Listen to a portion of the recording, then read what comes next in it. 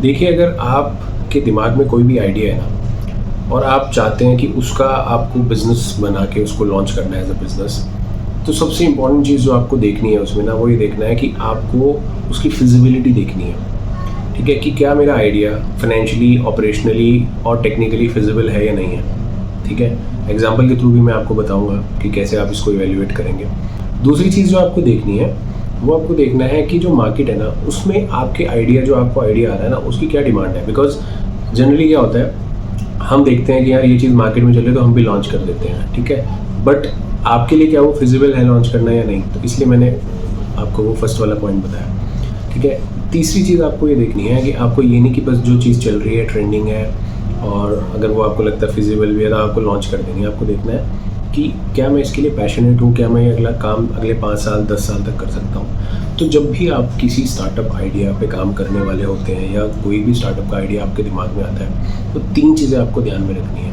पहली, कि क्या ये फिजिबल है, फिजिबिलिटी में टेक्नोलॉजिकली फिजिबल है ये होना, ऑपरेशनली मैं एग्जीक्यूट कर पाऊँगा, फाइनेंशियली मेरे को इसमें बेनिफिट होगा या नहीं होगा, है ना। तो ये मैथ ज़रूर कर लें आप पहले। दूसरा, आप ये देख लें कि मार्केट की जो रिक्वायरमेंट है, जो टारगेट ऑडियंस है, आप उनको अच्छे से समझ पाएँ, तभी ही आप इसमें एंटर करें। और जो तीसरी सबसे इम्पॉर्टेंट चीज़ है वो ये है कि आप अगर इस चीज़ के लिए पैशनेट हैं, आप अगले 5 से 10 साल तक ये काम कर सकते हैं, तो ही इस काम को आप लॉन्च करें।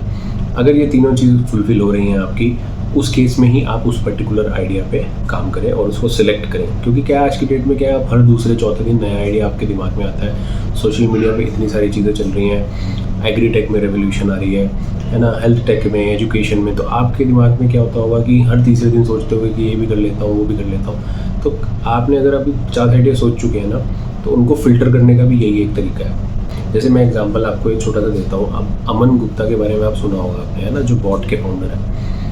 अभी 4-5 दिन पहले ही मैं ना लिंक्डइन पे उनकी पूरी प्रोफाइल देख रहा था। तो मैंने कहा यार ये बंदा चार्टर्ड अकाउंटेंट है, अचानक से इसके दिमाग में आइडिया कैसे आया होगा बोट का।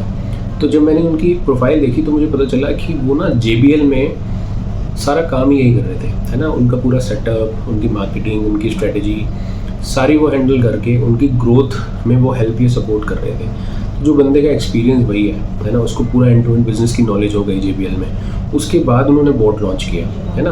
अब डेफिनेटली हर बंदा ऐसा नहीं कर सकता, बट अमन गुप्ता ने जो किया वो उनके बैकग्राउंड और उनके पैशन प्लस उन्होंने मार्केट की पूरी अवेयरनेस थी, क्योंकि वो ऑलरेडी ये काम कर रहे थे JBL के लिए, प्लस उनकी फिजिबिलिटी उन्होंने देखी, है ना। फंडिंग का उन्होंने जुगाड़ लगाया, जैसे भी इनिशियल स्टेज में पार्टनर लेके आए और अपने वेंडर्स को ढूंढा, क्योंकि वो सारा उस नेटवर्क में काम ऑलरेडी कर रहे थे, तो इस वजह से वो सक्सेसफुल हो पाए। ठीक है, तो आपको भी जब आइडिएशन करनी है, जब बिजनेस शुरू करना है, तो इस तरह से आपको अपनी आइडिएशन करनी चाहिए। Comment, we will be happy to make videos in detail on these topics.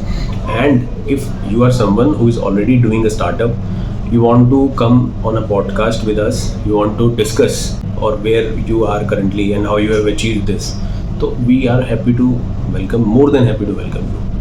Okay, thank you so much from Team Legal Subedha.